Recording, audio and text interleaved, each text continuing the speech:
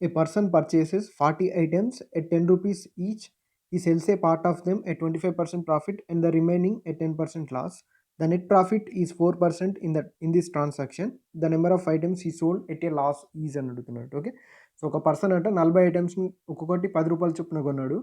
అందులో కొన్ని ఏమో 25% లాభానికి, కొన్ని ఏమో 10% నష్టానికి అమ్మిండు. ఓవరాల్గా ఆ ట్రాన్సాక్షన్లో 4% లాభం వచ్చింది ఆయనకి. అయితే మొత్తం మీద లాస్ట్‌కి ఎన్ని ఐటెమ్స్ అమ్మిండు అని అడుగుతున్నాను. ఓకే, సో ఫస్ట్ 25% ప్రాఫిట్‌కి అమ్మిండు కదా. ఓకే, సో ఎప్పుడైనా సరే మనకి 2 ఇన్ఫర్మేషన్స్ ఇచ్చి వాటికి కంబైన్డ్‌గా ఇంకొక ఇన్ఫర్మేషన్ ఇచ్చింది చూడండి. అంటే సో ఒక దగ్గర ప్రాఫిట్, ఒక దగ్గర లాస్, ఓవరాల్ ఇన్ఫర్మేషన్ 4% అని ఇచ్చిందిగా. అంటే ఈ టైప్ ఆఫ్ అంటే రెండిటికి సంబంధించి ఒక మిడిల్ వాల్యూ లేదా ఒక మిడిల్ ఇన్ఫర్మేషన్ మనకి ఇచ్చినప్పుడు మనం సింపుల్‌గా అలిగేషన్ యూజ్ చేసుకోవచ్చు అన్నట్టు. ఓకే, సో 25% ప్రాఫిట్ అంటుండు కదా. సో దీని ప్లస్ 25% ప్రాఫిట్ కాబట్టి లాస్ ఎంత 10% కదా.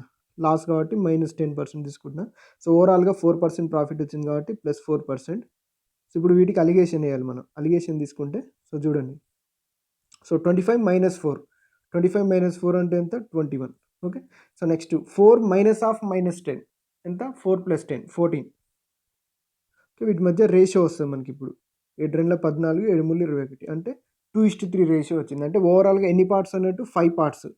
5 పార్ట్స్ ఎన్ని ఐటమ్స్ ఉన్నాయి 40 ఐటమ్స్ ఉన్నాయి చూడండి ఇక్కడ. ఓకే, సో 5 పార్ట్స్ అనేది 40 ఐటమ్స్ అంటే లాస్ట్ కమింగ్ ఎన్ని ఉన్నాయి ఇక్కడ 3 పార్ట్స్ వచ్చింది కదా. లాస్ట్ కమింగ్ ఇక్కడ చూడండి -10%కి. ఓకే, సో 3 పార్ట్స్ వచ్చింది కాబట్టి 3 పార్ట్స్ అనేది ఎంత. Okay, so 5 8s are 40, 3 8s are 24. Okay, so 24 అనేది మన ఆన్సర్ అవుతుంది. Next question. A sum of 12,000 was taken at simple interest at some rate. After 4 months, 6,000 more was added and the total principal was charged at double the earlier rate of interest. At the end of the year, if the total interest was 2,800, what was the initial rate of interest? Okay, అయితే 12,000 రూపాయలని సాధారణ వడ్డీకి కొంత వడ్డీ రేటుతో పెట్టిరంట. దానికి ఏమైంది 4 నెలల తర్వాత ఇంకొక 6,000 ఎక్స్ట్రా యాడ్ చేసి ఇంత ముందుకున్న వడ్డీ రేటుని డబుల్ చేసిరన్నట్టు. ఓకే, సో డబుల్ చేస్తే మొత్తానికి ఓవరాల్గా ఒక సంవత్సరం అయ్యేలోపు రేట్ ఆఫ్ ఇంట్రెస్ట్ ఎంత అయిందంట 2,800 అయిందంట. ఓకే, సో అయితే ఇనిషియల్ స్టార్టింగ్లో రేట్ ఆఫ్ ఇంట్రెస్ట్ ఎంత ఉండేది అని అడుగుతున్నాడు. ఓకే, సో చూడండి, ఈ క్వశ్చన్ కొంచెం డిఫరెంట్గా ఉంటుంది. జాగ్రత్తగా ఆలోచించండి, ఈజీగా అర్థమైపోద్ది. సో అయితే ఫస్ట్ ఇచ్చిన మ్యాటర్ని రాసుకుందాం చూడండి. సో 12,000ని ఆఫ్టర్ 4 మంత్స్ అంటుండంటే దాని అర్థం ఏంటిది 12,000ని ఫస్ట్ అయితే ఒక 4 మంత్స్ పెట్టిరు అనుకుందాం. ఓకే, సో 12,000ని ఒక 4 months X rate of interest అనుకుందాం. ఓకే, సో ఎక్స్ లేకపోతే మనం రేట్ ఆఫ్ ఇంట్రెస్ట్ని ఆర్ అనుకుంటాం కదా. సో ఆర్ అనుకుందాం చూడండి. Okay, so 6% rate of interest 4 months పెట్టి అనుకుందాం. ప్లస్ ఇప్పుడు ఏమంటుండు 6,000 మోర్ అంటే ఈ 12,000కి 6,000 యాడ్ చేసింది. యాడ్ చేస్తే ఎంత 18,000 కదా. ఓకే, సో ఈ 18,000కి ఇప్పుడు 1 ఇయర్లో 4 మంత్స్ అయిపోతే ఇంకెన్ని ఉంటాయి 8 మంత్స్ ఉంటాయి కదా. ఓకే, సో ఇప్పుడు రేట్ ఆఫ్ ఇంట్రెస్ట్ ఎంత అంటుండు 2% అంటుండు. రేట్ ఆఫ్ ఇంట్రెస్ట్ని డబుల్ చేసినాం అంటుండు. ఓకే, సో ఇదే దీనికి ఓవరాల్గా 2,800 అనేది ఇంట్రెస్ట్ వస్తే ఇనిషియల్గా అంటే ఈ 6% ఎంత అంటుండు. ఇనిషియల్ రేట్ ఆఫ్ ఇంట్రెస్ట్ అంటే మనం 6 అనుకున్నాం కదా. ఈ 6% ఎంత అని మనల్ని అడుగుతుంది. ఓకే, సో చూద్దాం చూడండి, దీనే చేద్దాం చూడండి. సో 12,000 4 మంత్స్ కదా. ఓకే, సో 12,000 4 మంత్స్కి 6 రేట్ ఆఫ్ ఇంట్రెస్ట్ ఉంది కదా. నెక్స్ట్ నేనేం చేస్తున్నా అంటే ఈ 2ని 18తో మల్టిప్లై చేసి ఇక్కడ కూడా 6 రేట్ ఆఫ్ ఇంట్రెస్ట్ వస్తుంది కదా. ఓకే, సో 2 18 36 అంటే 36,000ని 8 మంత్స్కి సేమ్ 6 రేట్ ఆఫ్ ఇంట్రెస్ట్కి ఇచ్చినట్టే కదా. ఓకే, సో నెక్స్ట్ ఇంకొకటి మళ్ళీ చేంజ్ చేద్దాం చూడండి దీన్ని. సో ఇక్కడ 4 మంత్స్ ఉంది, ఇక్కడ 8 మంత్స్ ఉంది. ఓకే, సో దీన్ని కూడా 8 మంత్స్కి కానీ లేదా ఈ 8 మంత్స్ని 4 మంత్స్లో కానీ మీ ఇష్టం దేంట్లోకి దాంట్లో కన్వర్ట్ చేసుకోండి. ఓకే, సో 12,000ని నేను 8 మంత్స్లో కన్వర్ట్ చేస్తున్నా. ఈ 12లో ఉన్న ఒక 2 నీటి వస్తే 2 × 4 8 అవుతుంది కదా. ఓకే, సో దీన్ని 6,000 రాసుకుంటున్నా, దీన్ని 8 మంత్స్ రాసుకుంటున్నా, ఇక్కడ 6%. ఓకే, ప్లస్ ఇక్కడ సేమ్ 36,000 8 మంత్స్ 6%. ఓకే, సో ఓవరాల్గా ఇది 8 మంత్స్కే ఉంది, ఇది 8 మంత్స్కే ఉంది కదా. ఓకే, సో రెండు సేమ్ టైంకి వచ్చినాయి కాబట్టి మనం ఏం తీసుకోవచ్చు 36 + 6 42,000ని మనం 8 మంత్స్కి 6% అని తీసుకోవచ్చా. ఓకే ఓకే ఓకే సో ఇదేంటంటే 8 నెలలకి. మనం మామూలుగా రేట్ ఆఫ్ ఇంట్రెస్ట్ అనేది ఏంటిది పరాయణం తీసుకుంటాం కదా! ఓకే. సో ఇక్కడ కూడా ఎండ్ ఆఫ్ ది ఇయర్ అని అంటుండు. At the end of the year అని 2800 ఇచ్చిండు. మనం అందులోటి రేట్ ఆఫ్ ఇంట్రెస్ట్ అంటే పరాయణం తీసుకుంటాం. అంటే 8 మంత్స్‌కి 42,000 అయితే దీన్నే 12 మంత్స్‌కి కన్వర్ట్ చేద్దాం. ఓకే. సో 8కి 42 అయితే 12కి ఎంత? ఓకే. సో డివైడెడ్ బై 12 చేయండి వచ్చేస్తది. లేకపోతే అట్లా కాకుండా ఇక్కడ మనం తీసుకుంటాం కదా! జనరల్‌గా చూడండి. సో 42,000 అనేది ఇంటూ 8 అయితే 8 మంత్స్‌కి అయితే 12 మంత్స్‌కి ఎంత? 12 మంత్స్ ఇంటూ సంథింగ్ ఇదేగా. 4 మూల 12, 4 రెండ్ల 8, 3 14 42. ఓకే. సో 14 రెండ్ల 28. 12 మంత్స్‌కి అయితే ఎంత వస్తుంది? 28,000. 12 మంత్స్‌కి 6% వచ్చింది. ఓకే. సో ఈ 8 మంత్‌ని 12 మంత్ తీసుకున్నాను. ఎందుకంటే పరాయణం అన్నాడు కాబట్టి. ఓకే. సో ఇది ఎంత ఇచ్చిర్రు మనకక్కడ 2800 అని ఇచ్చిండు. ఓకే. సో 2800. సో జనరల్‌గా చెప్పొచ్చు 28,000, 2800. ఓకే.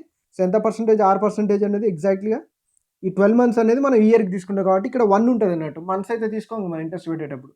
12 మంత్స్ ప్లేస్‌లో 1 ఉంటదన్నట్టు 1 ఇయర్ కాబట్టి. ఓకే. సో 6 అనేది ఎంత పర్సెంటేజ్ అన్నట్టు 10% చూడగానే చెప్పేయొచ్చు డైరెక్ట్. ఓకే. సో 6 అనేది 10%. ఆప్షన్ 1 అనేది మన answer. Okay. Next question. The average of 35 consecutive natural numbers is n. Dropping the first 10 numbers and including the next 10 numbers, the average is changed to m. If the value of m square minus n square is equal to 600, then the average of 3m and 5n is 100. Okay. 35 consecutive natural numbers యొక్క average ఏమంటుండు n. Already మనం ఎప్పుడైనా consecutive numbers ఇచ్చినప్పుడు average ఎలా కనుక్కోవాలి అనేది మీకు ఒకటి చెప్పాను. ఓకే. సో అది మీకు ఐడియా ఉందో లేదో. జనరల్గా కాన్సిక్యూటివ్ నెంబర్స్ అని ఇచ్చినప్పుడు మనకు తెలిసిన 1, 2 కాంచి తీసుకోండి. 1, 2, 3 so and so 35. Okay. So ఇవన్నీ కాన్సిక్యూటివ్ నెంబర్స్. ఓకే. అందులోటివి ఆర్థమెటిక్ ప్రోగ్రెషన్ ఉంటాయి కాబట్టి వీటి యావరేజ్ ఏమవుతుంది last digit plus first digit by 2 either middle number. Okay. So మనకి తెలుసుగా 35 ప్లస్ 1/2 36/2 అంటే 18 కదా. ఓకే. సో 18 అనేది వీటి యావరేజ్ అవుతుంది. దీన్ని ఏమంటుండంటే n అంటుండు. ఓకే. సో దీన్ని n అనుకుందాం. నెక్స్ట్ ఏమంటుండు dropping the first 10 numbers. Okay. So first 10 numbers drop చేస్తే 11 కాంచి స్టార్ట్ అయితే 11, 12, 13 so on. So next including the next 10 numbers ఉంటుంది. ఓకే. సో 35కి ఇంకొక 10 నెంబర్స్ ఇంక్లూడ్ చేసి ఏమవుతుంది 45 అవుతుంది. అప్ టు 45 వరకు ఉంటాయి. Okay. So the average is change to m అంటుండు. సేమ్ ఇప్పుడు వీటి యావరేజ్ ఏమవుతుంది first digit plus last digit by 2 45 plus 11 ఎంత 56. 56 డివైడెడ్ బై 2 అంటే ఎంత 28. ఓకే. సో 28 అనేది m అవుతుంది. ఓకే. సో ఇప్పుడు ఏమంటుండే ఇప్పుడు మనకి అంటే సో ఎంకి ఎన్కి మధ్య రిలేషన్ తెలిసింది మనకి ఇక్కడ. డైరెక్ట్ 18, 28 తీసుకోవద్దు. ఎందుకంటే ఇవి జస్ట్ మన ఏమంటుండు కాన్సిక్యూటివ్ న్యాచురల్ నెంబర్స్ అన్నాడు కానీ 1 నుంచే ఉన్నాయని మనకు చెప్పలే కాబట్టి సో డైరెక్ట్ 28, 18 అని తీసుకోవద్దు మనం. ఏమైనా సరే ఇక్కడ మనకి ఏం తెలిసింది 18 అనేది n అయితే m అనేది 28 అంటే mకి nకి మధ్య డిఫరెన్స్ 10 ఉంది. అంటే ఇక్కడ నేను ఏం రాసుకోవచ్చు ఇప్పుడు m n టర్మ్లో m ఈజ్ ఈక్వల్ టు ఎంత n+10 అన్నట్టు. ఓకే. సో ఓన్లీ వీటిని మాత్రమే యూజ్ చేసుకొని మనం ఇప్పుడు ప్రాబ్లం చేయాలి. అంతేగాని n వాల్యూ 18 m వాల్యూ 28 తీసుకోవద్దు. ఓకే. సో జస్ట్ mకి nకి మధ్య రిలేషన్ కోసం ఇది. ఓకే. సో ఇది వచ్చింది కదా. ఇక్కడ మనకి ఏమి ఇచ్చిండు m² మైనస్ n² అనేది 600 ఇచ్చిండు. ఓకే. సో దీన్ని మనం ఏం రాసుకోవచ్చు m+n ఇంటూ m-n రాసుకోవచ్చు కదా. m+n ఇంటూ m-n అనేది 600 అయితే ఓకే. సో m-n అంటే mకి nకి మధ్య డిఫరెన్స్ ఎంత 10 కదా. Okay. So m+n. Okay. So m+n అంటే n ప్లేస్లో n ఉంటుంది. m ప్లేస్లో ఎంత n+10 అంటే 2n+10 కదా. Okay. So 2n+10 into 10 is equal to ఎంత 600 కదా. ఓకే. సో ఈ 0 ఈ జీరోస్ క్యాన్సిల్. 2n+10 అనేది ఏమైంది 60 అయింది. Okay. Then 2n is equal to ఎంత 50. n ఈజ్ ఈక్వల్ టు ఎంత 25. n ఈజ్ ఈక్వల్ 25 అనేది మనకి n వాల్యూ వచ్చింది. ఓకే. m వాల్యూ ఎంత జస్ట్ 10 ఎక్కువ n కంటే. So m is equal to ఎంత 35. సబ్స్టిట్యూట్ చేద్దాం వాళ్ళు అడిగిన దాంట్లో 3mకి 5nకి మధ్య యావరేజ్ కనుక్కోమంటుంది. ఓకే.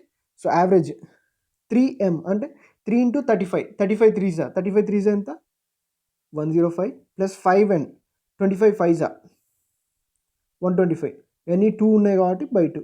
ఓకే. సో 105కి 125కి మిడిల్ నెంబర్ అన్నట్టు. ఓకే. సో మిడిల్ నెంబర్ ఏంటిది 115 డైరెక్ట్ ఆన్సర్ చేయొచ్చు. లేదు అంటే మీరు చేసేయండి. ఎప్పుడైనా సరే మిడిల్ నెంబర్ కనుక్కోండి. ఇప్పుడు 105కి 125కి మిడిల్ నెంబరేగా మనకి యావరేజ్. సింపుల్‌గా మిడిల్ నెంబర్ కనుక్కోవాలంటే వీటి మధ్య డిఫరెన్స్ చూడండి ఎంత ఉంది? 20 కదా! ఓకే. సో 20ని ఈక్వల్‌గా డివైడ్ చేయండి. ఎంత? 10, 10 వస్తది. ఓకే.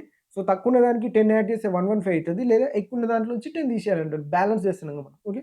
సో ఎక్కువున్న దాంట్లోంచి 10 తీసేయాలి. అలా అయినా 115 వస్తది. Okay. Next question. A man purchased a car of 12 lakhs and was insured for 80% of the cost.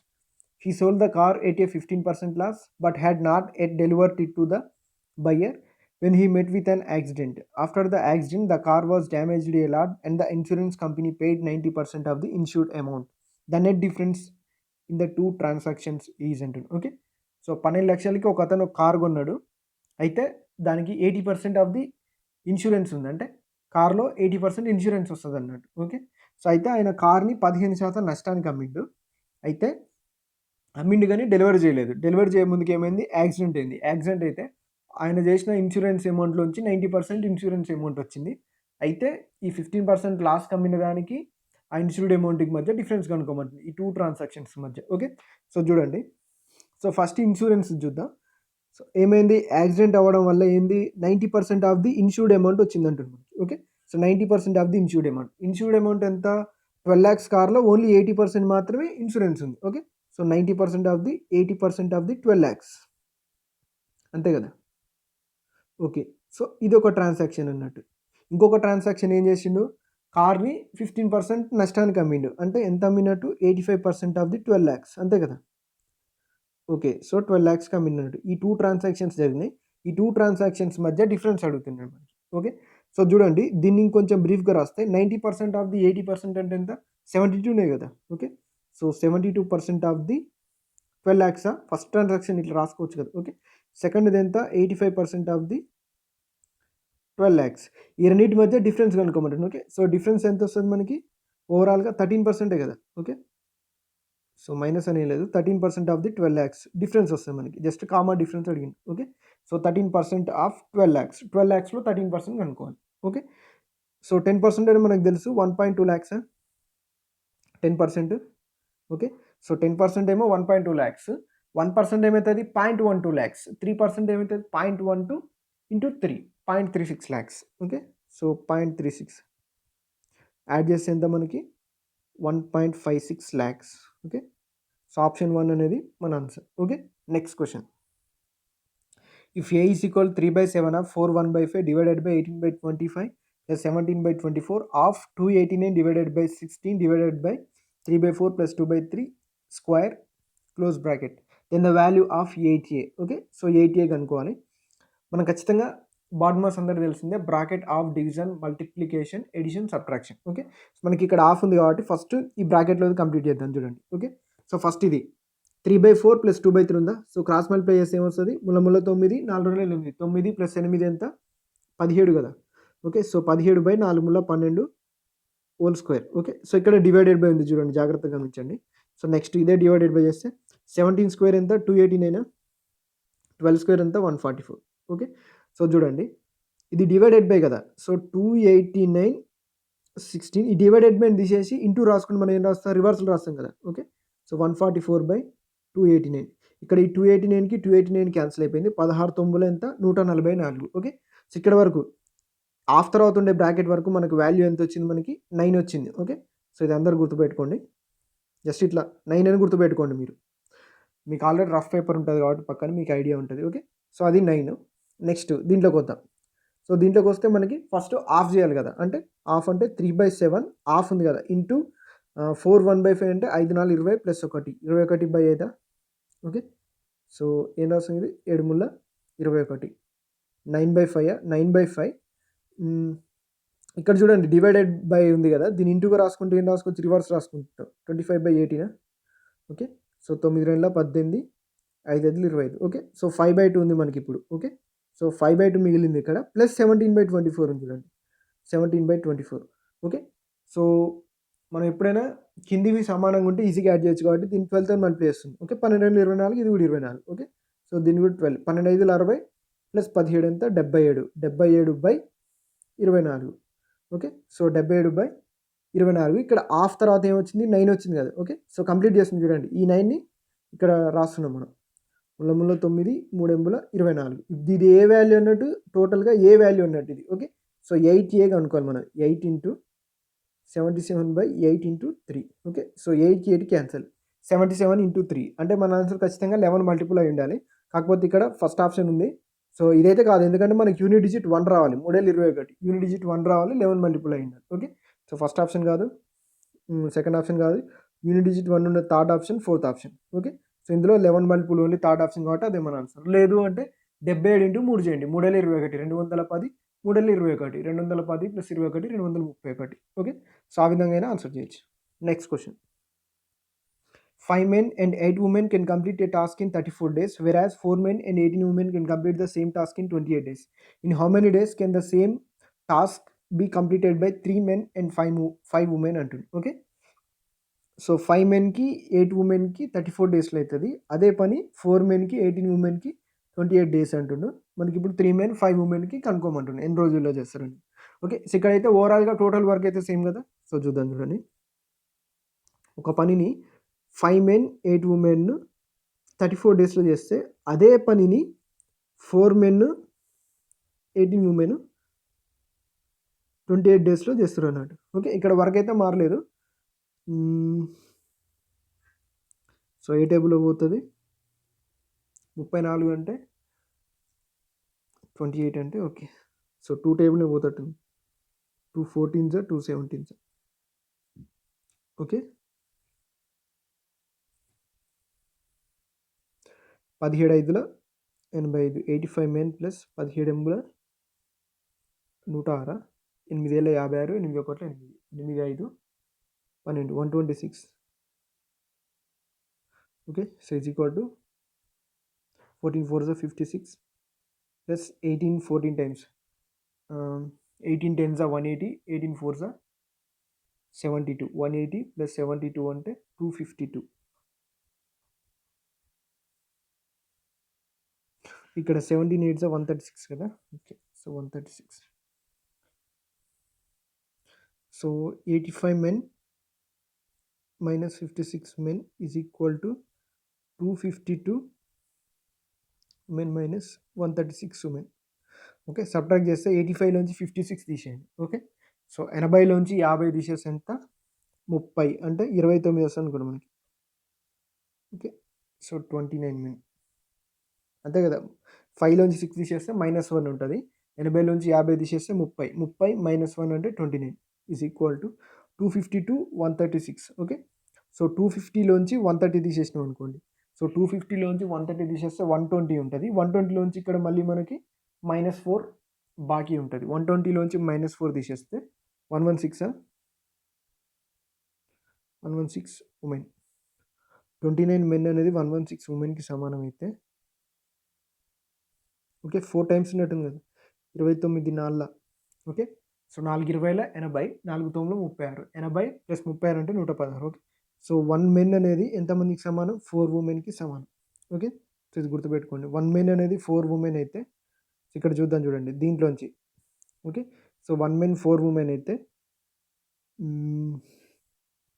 5 men ఎంత మనకి?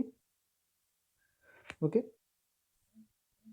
సో ఇక్కడ కూడా 3 మెన్‌ని మనం ఏం చేద్దామంటే ఇక్కడ 3 మెన్‌ని కూడా మనం ఏం కన్వర్ట్ చేస్తాం? 1 మెన్ 4 వుమెన్ అయితే 3 మెన్ ఎంత? 12 వుమెన్ కదా. 12 + 5 12 + 5 ఎంత? 17 వుమెన్ కన్వర్ట్ చేద్దాం. ఇక్కడ 5 మెన్ ప్లేస్‌లో కూడా 1 మెన్ అయితే 4 వుమెన్ అయితే ఇక్కడ ఎంత అవుతది? 20 వుమెన్ అయితే. ఓకే. సో చూడండి ఓవరాల్‌గా 20 వుమెన్ ప్లస్ 8 వుమెన్ 28 వుమెన్‌కి 34 డేస్ పట్టుద్ది. మనల్ని ఏం అడుగుతున్నాడు? 17 వుమెన్ కదా. 17 వుమెన్‌కి ఎంత? 17 2 34 28 2 56 56 days. Okay. Next question. A sells an item at 20% profit to B. B sells the same at 10% profit to C and receives 1,32,000. Had C purchased the same item from A, he would have spent 5% less than what he spent with B. What profit would A have made then అంటుంది. Okay. So ఇక్కడ ఏముందంటే A B C ముగ్గురు ఉన్నారు. ఏకి 100 rupees పడ్డ ఒక item ఉంది కదా. సో ఈ ఐటెంని ఏ ఏం చేసిండు? బికి 20% ప్రాఫిట్‌కి అమ్మిండు. అంటే 120% కమ్మిండంటేగా. సో బి సికి ఎంత కమ్మిండంటే 10% profit, sells the same at 10% profit to C. 120లో 120 కొండంటే దీనికి 10% ప్రాఫిట్ అంటే ఎంత? సో 120లో 10% 12 కదా, సో దానికి యాడ్ చేస్తే 132% కమ్మినట్టే కదా. ఓకే, సో 132% సి కమ్మిండు. ఓకే, సో అలా అమ్మడం వల్ల బీకి ఎంత వచ్చింది? 1,32,000 వచ్చింది. Okay, had C purchased the same item from A, అంటే ఏ సి బి దగ్గర కొనకుండా డైరెక్ట్ ఏ దగ్గర కొన్నాడు అనుకోండి. ఓకే, సో ఏ దగ్గర కొన్నాడు, కొని 5% less than what he spent with B. Okay, so B దగ్గర ఎంత ఖర్చు పెట్టిండో దానికంటే 5% తక్కువ ఖర్చు పెట్టిండు అన్నట్టు. ఓకే, సో అయితే ఏకి ఇప్పుడు ఎంత లాభం వస్తుంది అంటున్నాడు. ఓకే, సో ఈ 132% అనేది మనకి ఇక్కడ డైరెక్ట్ 1,32,000 ఇండికేట్ చేస్తుంది కదా. ఓకే, సో దీన్ని ఇట్లా పెట్టుకుంటే దాన్ని అట్లా ఉంచుకోండి, మనకి డైరెక్ట్ ఇంటూ 1000 ఉంది కదా, దాని పక్కన పెట్టుకుంటే. సో ఇప్పుడు ఏ డైరెక్ట్ సి నుంచి కొంటే ఈ 132 కంటే 5% తక్కువ కొంటే అంటుంది, అంతే కదా. సో 132లో 5%, 132లో 10% ఎంత? 13.2నా. సో 10% 32.2 అయితే 5% అందులో హాఫ్ అన్నట్టు. ఓకే, సో 2 6 12 పాయింట్ ఉంది కాబట్టి 6.6% తక్కువ అన్నట్టు. 6.6% తక్కువ అంటే సో అంటే 32లోంచి 6.6 తీసేయండి, ఎంత వస్తుంది? 25.4. ఓకే, సో 25.4% అనేది ఏంటి ఇక్కడ? ప్రాఫిట్ అన్నట్టు. డైరెక్ట్ ఇప్పుడు ఏకి ఎంత ప్రాఫిట్? 25.4. ఓకే, సో 132% అనేది ఇక్కడ 1,32,000 అంటే ఇంటూ 1000 ఉంది కదా, ఇది కూడా అంతే 25.4కి ఇంటూ 1000 మన ఆన్సర్ అవుతుంది. ఓకే, సో పాయింట్ ఉంది కాబట్టి ఒక పాయింట్ పోతే ఇంకొక 2 zeros వస్తుంది. ఓకే, 25,400. ఆప్షన్ 1 అనేది మన answer. Okay, next question. Which of the following numbers is divisible by 6 అంటుంది. ఓకే, సో కింద ఇచ్చిన ఆప్షన్లలో ఆర్తో డివైడ్ అయ్యే నెంబర్స్ ఏంటి అంటుంది. ఓకే, సో ఆర్తో డివైడ్ కావాలంటే ఆ నెంబర్ ఖచ్చితంగా 3తో డివైడ్ కావాలి, 2తో డివైడ్ కావాలి. ఓకే, సో 2తో డివైడ్ కావాలంటే యూనిట్ డిజిట్ అనేది ఈవెన్ నెంబర్ అయి ఉండాలి, 0 అయి ఉండాలి. కాబట్టి డైరెక్ట్ మనకు థర్డ్ ఆప్షన్ ఎలిమినేట్ అయిపోయింది, ఎందుకంటే యూనిట్ డిజిట్ అనేది ఈవెన్ నెంబర్ కాదు, 0 కాదు. Okay, so third option eliminate అయిపోయింది. నెక్స్ట్ అన్నిటికీ యూనిట్ డిజిట్ ఈవెన్ నెంబర్ ఉంది కాబట్టి ఇప్పుడు 3 డివిజిబిలిటీ రూల్స్ చెక్ చేద్దాం. 3తో డివైడ్ కావాలంటే సమ్ ఆఫ్ ది డిజిట్స్ అనేవి 3తో డివైడ్ కావాలి. Okay, so some of the digits చూసుకుంటే ఫస్ట్ ఆప్షన్ 8 4 12, 12 3 15, 15 2 17. 17 అనేది 3తో డివైడ్ అవుద్ది అంటే కాదు. సో ఫస్ట్ ఆప్షన్ కూడా 3తోని డివైడ్ కాదు, సో 6తో డివైడ్ కాదు. సెకండ్ ఆప్షన్ చూద్దాం. ఓకే, 6 4 10, 2 12, 1 13. ఓకే, సో 13 అనేది 3తో డివైడ్ అవుద్ది అంటే కాదు. సో సెకండ్ ఆప్షన్ కూడా కాదు. So third option already eliminate అయిపోయింది కాబట్టి 1 and only option fourth option answer అయింది. లేదంటే చెక్ చేద్దాం. 2 2 4, 4 7 11, 11 9 20, 24 3 27. సో 27 అనేది 3తో డివైడ్ అవుతుంది కదా. సో అంటే ఓవరాల్ ఆప్షన్ ఫోర్త్ ఆప్షన్ కూడా 3తో డివైడ్ అవుతుంది అన్నట్టు. Okay, next question. The distance between two railway stations is 1176 kilometers. To cover this distance, an express train takes 5 hours less than a passenger train, while the average speed of the passenger train is 70 km/h less than that of the express train. The time taken by the passenger train to complete the travel is. Okay, so passenger ట్రైన్కి ఎంత time పట్టుద్ది అంటుంది. Okay, so ఇక్కడ మనకి clue ఇచ్చింది చూడండి. So express train అనేది passenger train కంటే 5 గంటల ముందు పోతుంది, అంటే 5 గంటలు తక్కువ టైం తీసుకుంటుంది, అదొక క్లూ. అండ్ ఎక్స్ప్రెస్ ట్రైన్ ఎంత 70 km/h ఎక్కువ స్పీడ్ ఉంది ప్యాసింజర్ ట్రైన్ కంటే, అంటే ప్యాసింజర్ ట్రైన్ ఖచ్చితంగా స్లోగా పోతుంది, ఎక్స్ప్రెస్ ట్రైన్ ఎక్కువ పోతుంది. ఎంత ఎక్కువ పోతుంది అంటే 70 km/h స్పీడ్ ఎక్కువ పోతుంది అన్నట్టు. ఓకే, సో ఇక్కడ మనకి డిస్టెన్స్ ఇచ్చిండు, డిస్టెన్స్ బై టైం ఏమైంది? స్పీడ్ అవుతుంది కదా. ఓకే, సో మనకి ఇక్కడ ఇచ్చిన ఆప్షన్స్ అన్ని దేనికి? ప్యాసింజర్ ట్రైన్కి సంబంధించినవి కదా. ఓకే, సో ప్రతి ఆప్షన్ మనం చెక్ చేసుకుని అనుకోండి, చాలా ఈజీగా ఆన్సర్ అయిపోద్ది. సో ఫస్ట్ ఆప్షన్ తీసుకుందాం. 1176 కదా. సో 1176ని ఫస్ట్ ప్యాసింజర్ ట్రైన్ 12 గంటల పోతుంది కదా. Okay, so passenger train time 12 అనుకుంటున్నాను నేను. ఓకే, సో ఇక్కడ మైనస్ ఈ 1176 ఖచ్చితంగా ఏమంటుండు? Express train 5 hours less than passenger time అంటుంది కదా. ఓకే, సో 12 అనేది మనం ప్యాసింజర్ తీసుకుంటే, సో 12 నుంచి 5 తీసేస్తే ఎంత? 7. ఈ 7 అనేది ఏంటిది? ఎక్స్ప్రెస్ ట్రైన్ స్పీడ్ అవుతుంది. సో ఓవరాల్ ఇక్కడ మనకి ఇక్కడ వచ్చేది ఏంటిది? 70 km/h. సారీ, 7 అనేది ఎక్స్ప్రెస్ ట్రైన్ టైం అవుతుంది. ఓకే, సో రెండింటి మధ్య డిఫరెన్స్ కదా. ఓకే, ఇది ఎక్స్ప్రెస్ ట్రైన్ స్పీడు, ఇదే ప్యాసింజర్ ట్రైన్ స్పీడ్, రెండింటి మధ్య డిఫరెన్స్ 70 km/h ఉండాలి కదా. ఓకే, సో అలా వస్తే అదే మన ఆన్సర్. లేకుంటే ఈ 12 ప్లేస్లో ఎక్స్ తీసుకొని 7 ప్లేస్లో x-5 తీసుకొని ఎక్స్ ప్లేస్లో ఆప్షన్స్ సబ్మిట్ చేసుకుంటూ పోండి, మీ ఇష్టం, ఎట్లనే లేదు. సో చూద్దాం, చూడండి వస్తుందో రాదో. 12 పాదల 120 అంటే 12 తొమ్మిదిల 108 ఆల్మోస్ట్ దగ్గర ఉంది కాబట్టి 12 తొమ్మిదిల 108 108 అంటే ఇంకెంత మిగిలినట్టు 9 మిగిలినట్టు. ఓకే. సో 9 పక్కన 6 96 అంటే 12 ఎంబుల 96. Okay. So next express speed చూద్దాం. 7 ఒకట్ల 7 7 అంటే 4 మిగిలింది. 4 7 47 47 అంటే 7 ఆరుల 42 42 అంటే 5 మిగిలింది. అంటే 7 ఎంబుల 56. ఓకే. సో 98కి 168కి మధ్య డిఫరెన్స్ ఎంత ఉంటది? ఖచ్చితంగా 70 ఉంటది. ఓకే. సో 70 మనకు కావాల్సిన 70 వచ్చింది కాబట్టి మన ఆన్సర్ ఏమైతది? ఆప్షన్ 1 అయితది. ఓకే. ఒకవేళ రాలేదనుకో ఆప్షన్ 2 చెక్ చేయాలి. లేకపోతే ఆప్షన్ 3 లేకపోతే ఆప్షన్ 4 అట్లా ఆప్షన్స్ చెక్ చేసుకోవడం ఈజీ. లేదు మేము ప్రాసెస్ చేసామంటే ఏం లేదు. 1176 ఒకసారి x తీసుకోవాలి. ఓకే. సో ఎక్స్‌ప్రెస్‌ది ఎక్కువ ఉంటది కాబట్టి ఫస్ట్ x - 5 తీసుకోవాలి. -1176/x తీసుకుంటే 70 అయితది. ఓకే. సో దీనికి ఈక్వల్ చేసి x వాల్యూ కనుక్కోండి. ఇలా అయినా చేయొచ్చు. మీ ఇష్టం. ఎట్లైనా చేసుకోవచ్చు దీన్ని. అలా అయినా చేసుకోవచ్చు. ఇలా అయినా చేసుకోవచ్చు. Okay. Okay. So thanks for watching. Remaining questions మనం నెక్స్ట్ క్లాస్‌లో డిస్కస్ చేద్దాం. ఇవన్నీ ఎస్ఎస్‌సి, సీహెచ్ఎస్ఎల్ రీసెంట్‌గా వచ్చిన క్వెషన్‌లో వచ్చిన టఫ్ క్వెషన్స్ అన్నట్టు. ఓకే.